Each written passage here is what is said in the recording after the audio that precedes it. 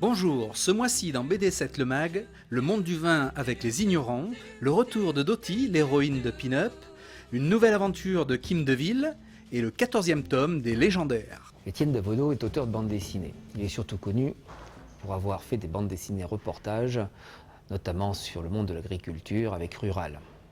Mais il ne sait pas grand-chose du monde du vin. Son voisin, Richard, lui, est vigneron. Il a dû ouvrir 1 ou 2 ouvrages de bande dessinée dans sa vie, mais c'est tout. Et Étienne a l'idée un jour d'initier son voisin au monde de la bande dessinée, à condition que lui l'initie au monde du vin. Il va en résulter un travail pendant 1 an, l'un dans les vignes, l'autre dans le monde inconnu de la bande dessinée. Et au final, un énorme ouvrage de 260 pages reprend mot par mot, image par image, toute cette initiation. Et osons le dire, c'est un grand cru qui nous donne autant envie de lire des bandes dessinées que de boire un coup.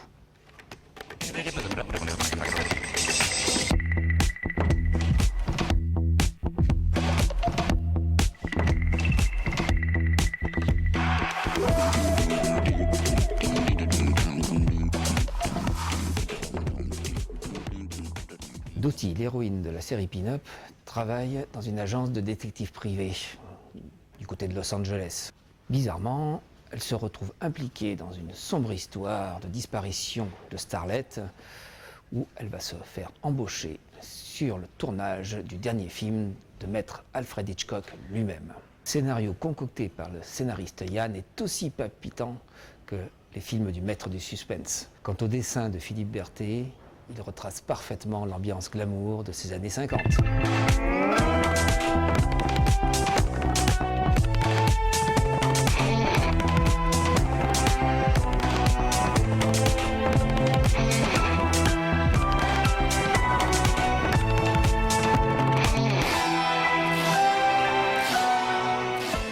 Restons dans les années 50.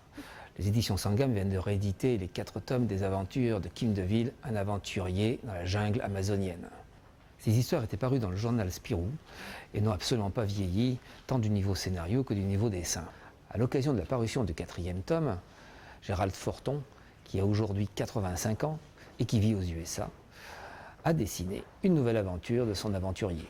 L'ouvrage possède donc la reprise de l'histoire parue en 1956, un inédit en noir et blanc et un dossier très complet sur le personnage et la série qui a été créée quand même par Jean-Michel Charlier, le scénariste de Tanguy l'Averture, de Blueberry, de Barbe Rouge et autres Bug Danny.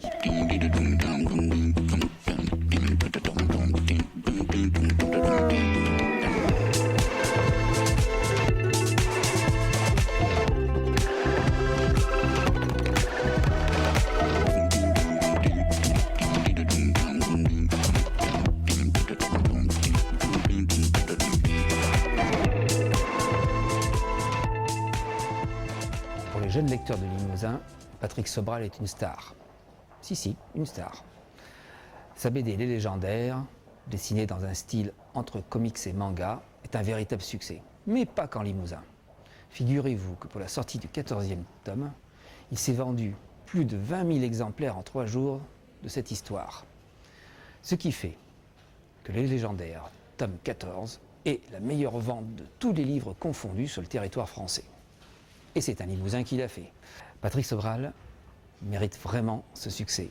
Ancien décorateur sur porcelaine, Patrick a gravi les échelons les uns après les autres et aujourd'hui est donc l'un des plus gros vendeurs de livres de sa génération.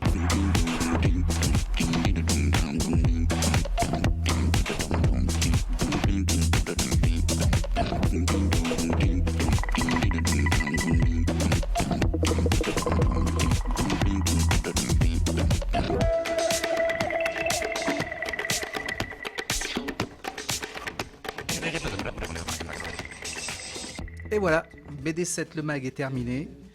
À la prochaine. do do do do do do do do do do do do do do